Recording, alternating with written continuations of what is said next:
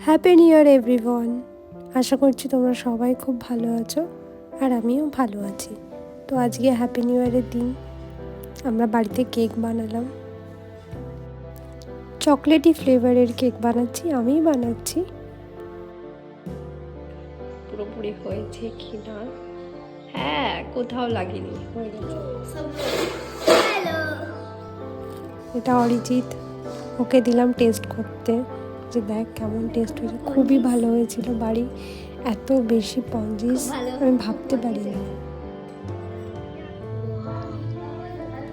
কেমন আছে? কেমন আছে? So tasty.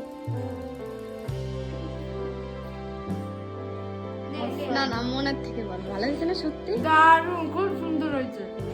আমি ভাবিনি যে বাড়ি এত সুন্দর কেক হবে রে।